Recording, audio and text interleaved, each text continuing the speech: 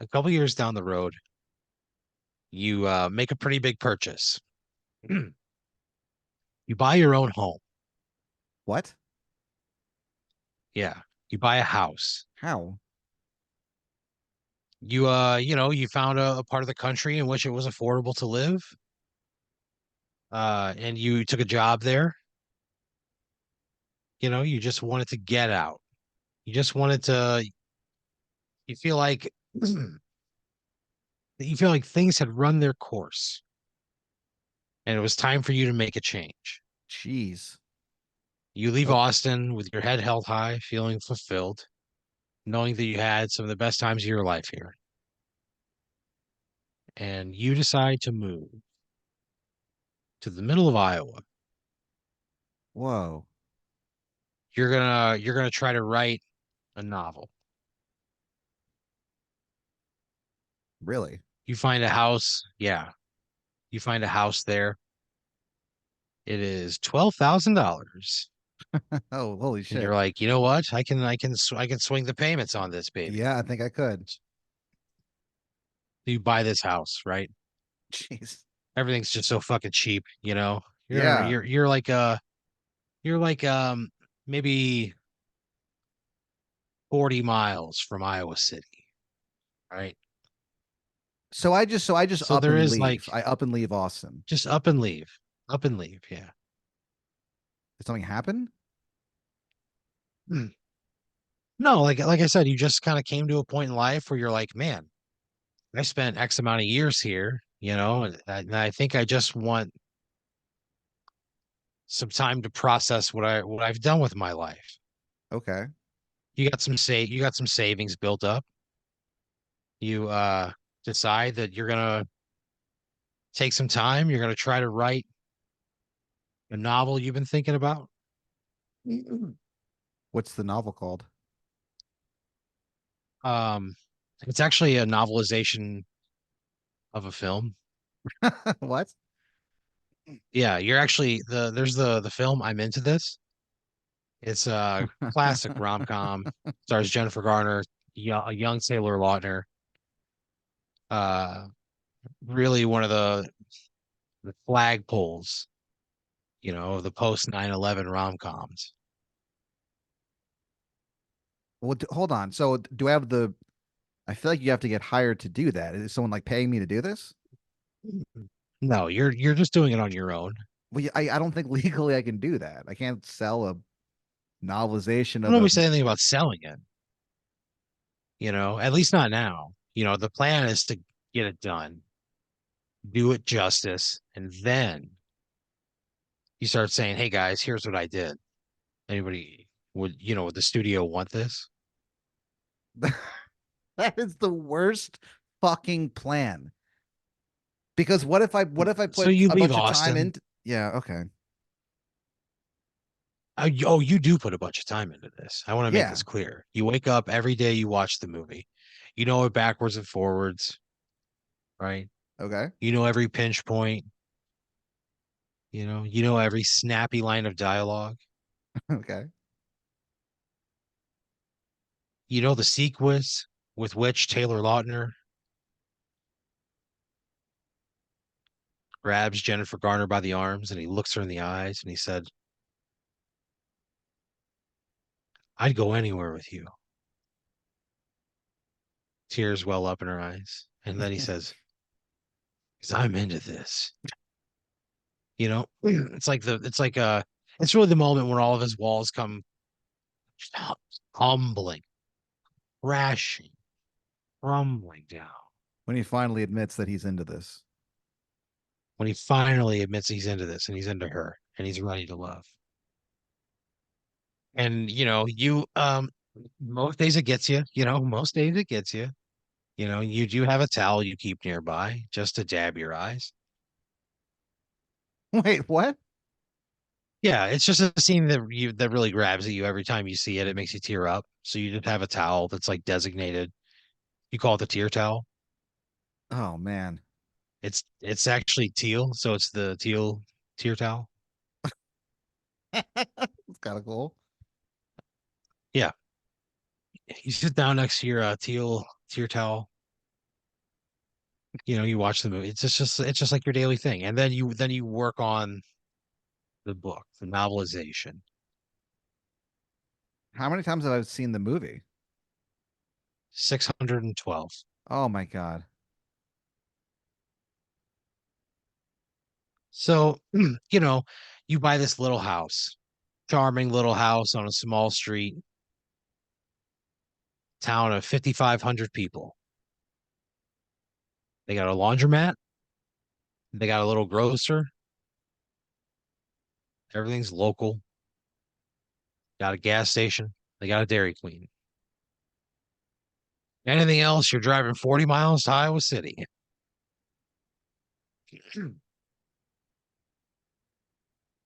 So you get this house, right? You move in. You're enjoying this like newfound space. It's different than anywhere you've ever been before. It's Yeah, I just bet. it's a community. It's like these people like really rely on each other in a lot of ways. Do they If you resent me ran out of as an out of sugar, towner? oh yeah, I mean you're definitely known as an out of towner, but that doesn't mean anything to these people. Okay. They say, are you a kind, hardworking, decent person? I And you don't say I they don't say, know. do you fear God? No. There's some I wouldn't questions tell to them ask. anything. Yeah, I would they just they're lie. it's just like one of those communities. Yeah. You fucking idiots, they're not Just gonna know. You know what I lie to mean? these people. Yeah. All right. So you find this house, you buy it for $12,000. Used to be some grandma's home. She probably died in the living room. That's why it's cheap. Nobody's buying it. Whoa. There's a doggy door in the front, doggy door in the back. You look out, you see the well-trodden ground leading from the yard into the doggy door. You get the feeling there were pups running all over this place. Yeah. You kind of smile thinking about the little click clack of their nails on the tile floor in the kitchen. You kind of kick the doggy door open, you hear the creak as it swings. You think about all the life that has been lived in this home, and you think that there's probably not a better place for you to capture the ambiance of I'm into this than this little house.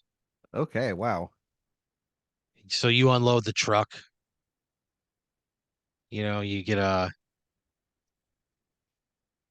your furniture in, for the most part, all the stuff you can handle on your own.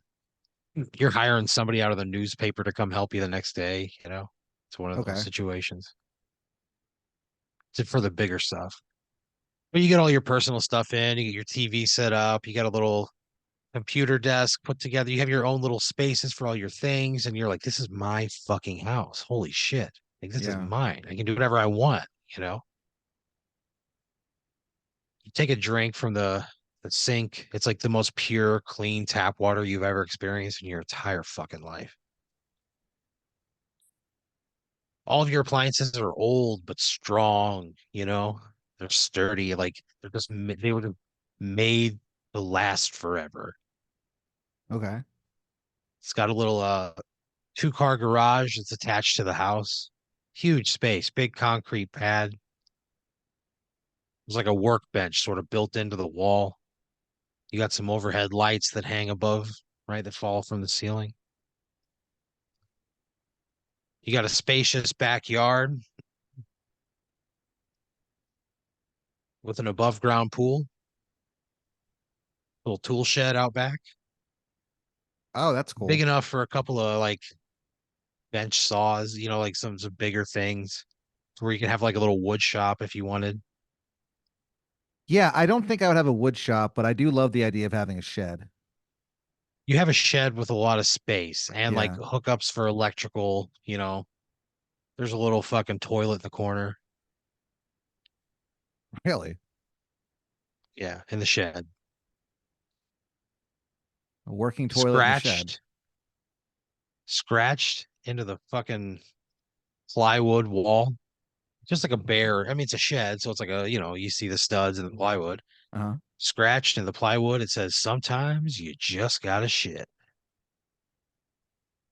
And there's an arrow pointing down.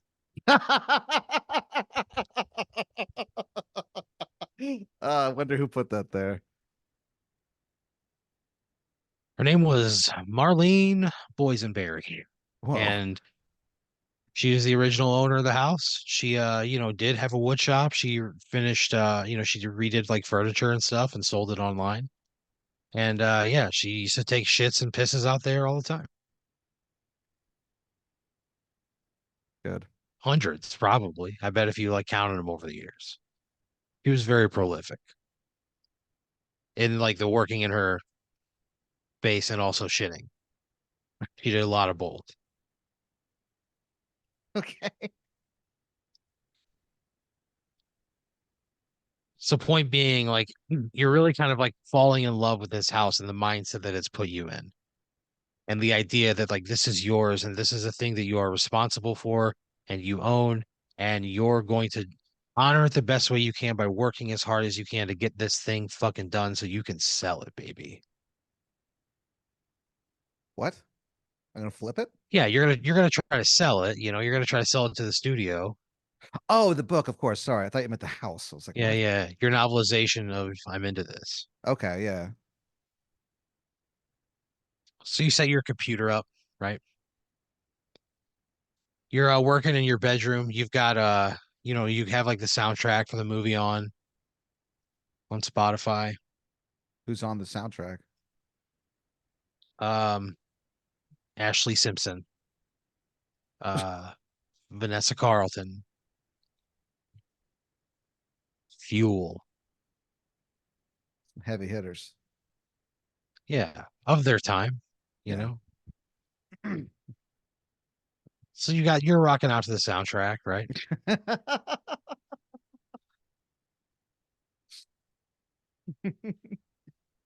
You're typing away.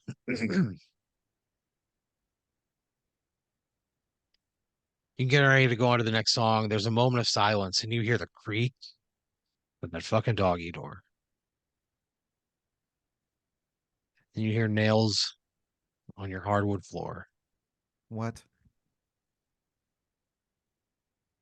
You go, what the fuck?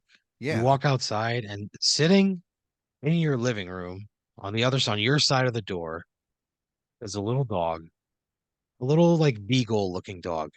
Oh, wow. Okay. He has big brown eyes. He's just sitting there, his tail wagging. He sees you and he smiles.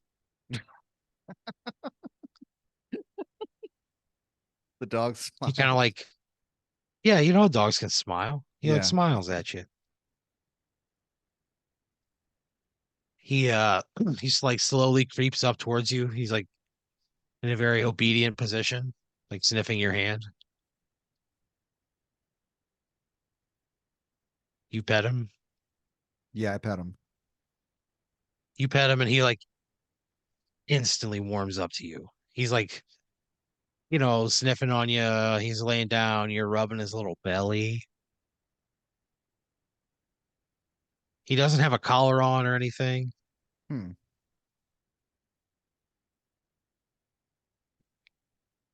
So, but he's like kind of like he looks like he's pretty thin. He's pretty Oh, thin. He's like kind of weathered, he's dirty, right? He's like clearly like been outside for a while. You get a little bowl, fill it with water from the sink, put it on the ground, it just laps it up, right? Like it hasn't seen water before in its life. jeez. You go into the fridge, you pull a little piece of lunch meat out, little ham, honey ham, 9.99 a pound. You got the ad, you saw it was 9.99 a pound, and you went, about fucking time. And you walked in, you didn't even grab a cart or anything. You just walked straight to the deli. You ordered a pound of the ham, and then you went back and got a cart. You're like, I'm gonna make sure I get this ham. Okay. You pull a slice out, you tear it into little bits, you drop them on the ground, the dog just devours them. I Looks up at love you with almost eating like a ham. thankfulness. The dog loves eating ham. This dog loves eating ham, dude. Bet he does. I fucking bet he does.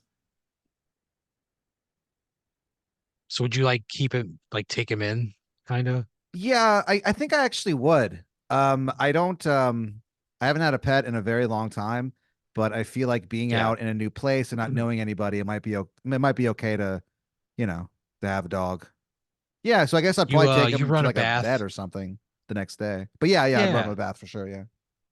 You run a bath. You're like looking around. You're seeing what do you have for like soap, and you open up a cabinet, and there's just like a little brush for your hand and like some pet soap that was left over from the last owner. You wash the dog. Smells like lavender. You go to sleep, and he like hops up and sleeps in your bed. You wake up to his warmth against your back. You gotta carefully roll over. His eyes flutter open and meet yours. All right. So you leave, and you go to the vet, right? You go to the vet. Um, they check. There's like no tags, there's no microchip, nothing. They're like, we have nothing. They look through, there's no reports of this dog missing. Hmm. They're like, it's just a dog that found its way to your home. And they're like, he looks to be in good condition. He's underfed, obviously. But he's You not know, he's wild, he's he's not he like doesn't feral or appear to be. whatever, I yeah. mean, no, he's like he acts like he's been around humans before. Okay. Maybe he used to live there. Yeah, so you think like, okay, and they're like, he's like I said, healthy, he's just underfed. He we dewormed him, all this other shit. They're like, we did everything. He's up to date on all of his shots. They're like, do you want to keep him or do you want to surrender him? No, I guess I'll keep him. And they go, great, what are you gonna name it? So, years ago I promised a coworker that I would name my next dog after him if I ever got Yeah, one, and I intend to keep that promise. And I'm naming this dog Cliff. you go Cliff. Cliff, his little fucking tail wags, right? You guys leave the vets. You had like an early appointment. It's probably like, I don't know, 10 o'clock in the morning, right? You get back, you let Cliff out of the car, you go inside. Cliff's running around out front.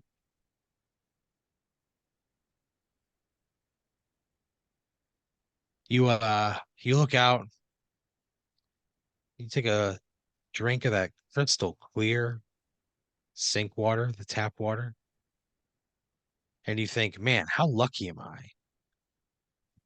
I just moved into this house. I found an adorable, sweet dog that's, healthy enough. And you kind of take a drink and you go, this is the next chapter of my life. Yeah, this is And you go, intense. I'm really going to enjoy this. You look down, you see your dog at your feet, wagging his tail. You go, are you a good boy? Are you a little good boy? All right, you're doing the doggy talk to him. You pull Definitely. you pull a treat out of a bag from a cabinet. He gets up on his hind legs. He starts like dancing around like in a circle. And you go, holy shit, this is cool. You Yeah. give him the treat. He takes it into the living room where he sits on the doggy bed, just gnawing at it.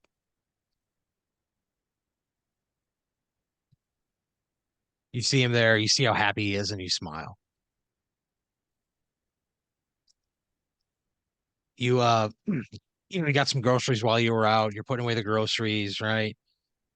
You're going through the refrigerator, you're throwing out an old thing of fucking spinach, right? Yeah.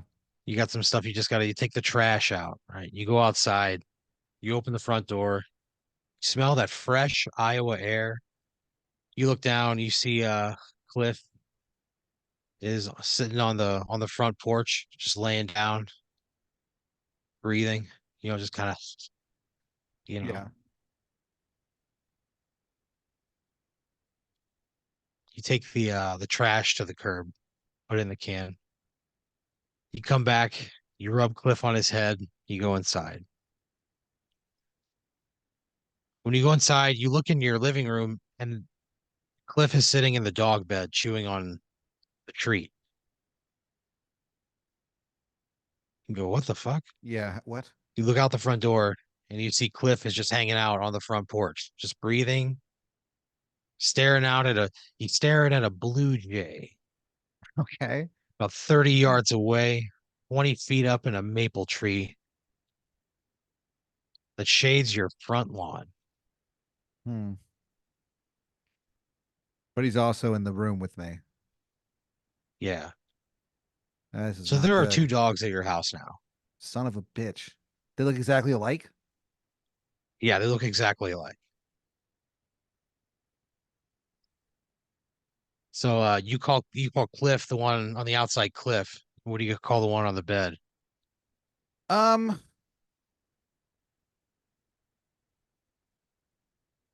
I would name him Junebug.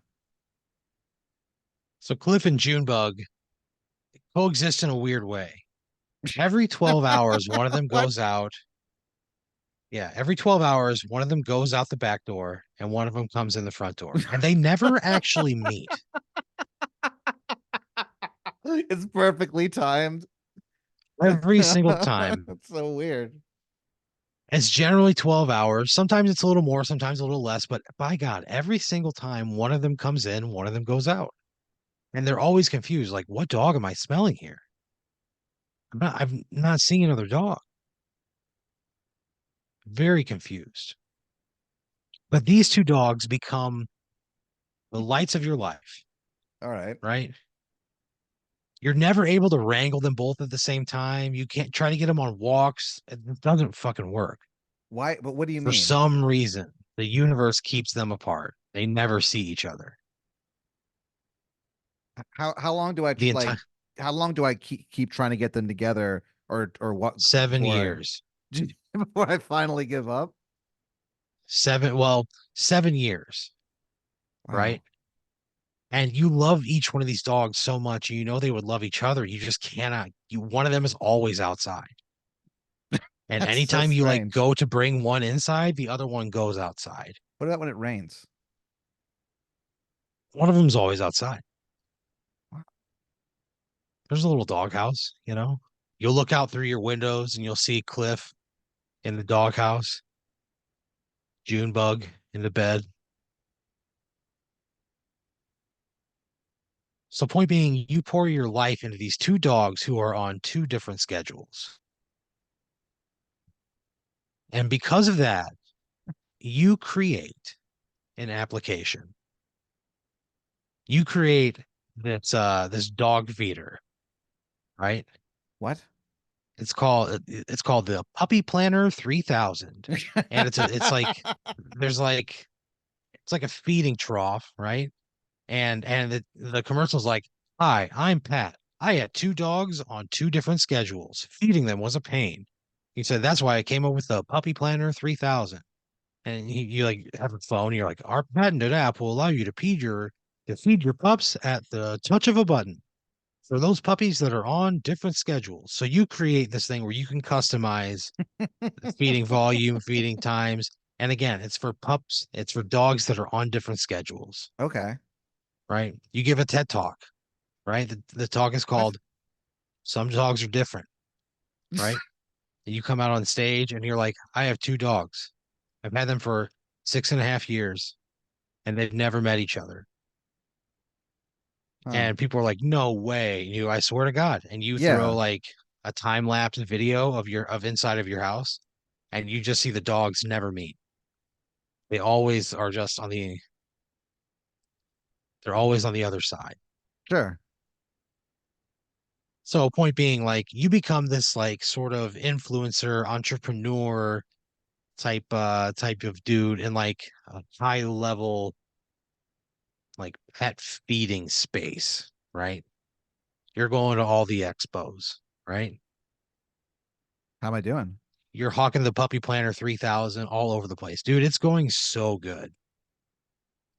It's going so good. And everybody knows your story, right? Everybody knows that like there's like videos of you like trying to get the two of them together and it just like isn't happening.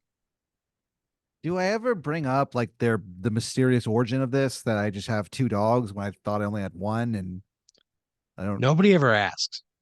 They're so fucking wrecked by the fact that like they've never met. And Charlie and Junebug, right? um Named June after your Cliff coworker. Cliff and Junebug. Sorry, Cliff and Junebug. My Yeah, apologies. They're that's not okay. my pets. So Cliff and Junebug, like, they both lead like incredible lives. They have a loving father. They have a lot of time to themselves. They're allowed to bounce around the yard.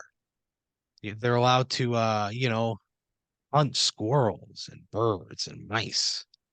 They're allowed to take a shit on the grass and rub their asshole on it What the until their damn? asshole's clean, and then they lick their asshole. What the hell?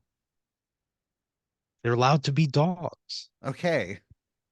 They lead a charmed life. Even though they don't know of the other's existence, it doesn't make their lives any less fulfilling. So you create the Puppy Planner 3000, right? It's what you use to keep Cliff and Junebug on a schedule because they lead different lives. It's what you use. You sell 75,000 of them, right? Whoa. You make uh $11 a piece on them. Whoa. So you make a shitload of fucking money, Yeah, right? that's a lot. And you're thinking about how do I reinvest this into the company? How do I really start to grow this thing? How do we take the Puppy Planner 3000? How do we get it into Petco Yeah. or whatever pet place? How do we get this thing into Walmart's? Like, what do we have to do? How do we keep feeding your dogs synonymous with the Puppy Planner 3000, right? So you have these two dogs, right? You're uh you're sitting at home with Cliff.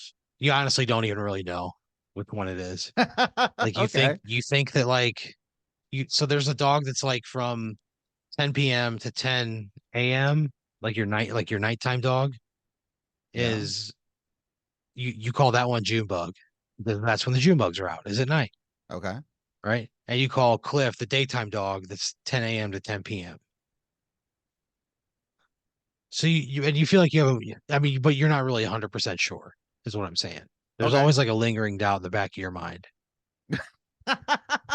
You call him Cliff, he answers to Cliff. You call the other one June Sure. bug, it answers to June bug, Then as far right? as I'm concerned, that's just their names. We're good. Yeah. I don't think it would So bother me. you're like you're sitting at home, right? You get this big fucking check, right? It's a big check, $380,000, right? And it was the last quarter's basically worth of profits, right? And this is like what you're what you're taking home. Like you're starting to grow this thing regionally, right? It's picking up steam. You're looking at getting Cool. it into retailers. You got a meeting next week with Costco. When that Really? happens, Walmart's going to come knocking. They people want to get this thing into their homes and lives because it helps them manage their food, their dog's food on the go. Handy app. You can be at the office and you can say feed Joey, and you hit a button, Joey's food comes out. Good for Joey. Good for Joey. So you're sitting there, you're like, holy shit. Like things are finally like about to change. Like I don't have to worry Yeah. about money at all anymore. I can like really like you're like growing the thing after a couple years and you're like, pretty soon I'll be at a point where like I could sell this thing or like make enough money that I can really dedicate like all of my time to this writing. It's Yeah. still a Whatever couple happened years. to You haven't cracked it yet. Oh, you're working on it still. It's been By this seven time, you've seen years. I'm into this 1,233 times, Oh my God. and you haven't lost the fire in your belly for it. Really? Yeah, That's cool at least. you're working on it, but you got this big fucking check in your hand, and you're like, holy shit. Like this is where like things like really start to change, and this thing starts to gain some velocity. And you're looking at this check with like a tear in your eye, like, man, life is so unexpected. You never know like what could possibly happen or what could send you in the direction of the best decision you'll ever make. You kind of look down, Cliff is sitting next to you. Again, you feel his heat against your side. You run your hand along his belly, along his bristly hair. You hear his panting barely over the sound of your spinning ceiling fan. And you think, I made the right decision. And then you hear the creak of that doggy door. And you see Cliff's eyes shoot open and he stops panting and he gets tense. Whoa. From the other side of the couch, you see Junebug walk in, Holy shit. right? Junebug walks in, looks at Cliff, walks over to the food tray and just starts eating Cliff's food. And you go to like hit on your app, but you're gonna like change something that you update the app. Yeah. Next thing you know, like the Puppy Planner 3000 starts to smoke, and then What? that update gets sent out, and all Puppy Planner 3000 start to smoke everywhere. They all catch on fire, and What? 12,000 houses burn to the ground, Oh and like no.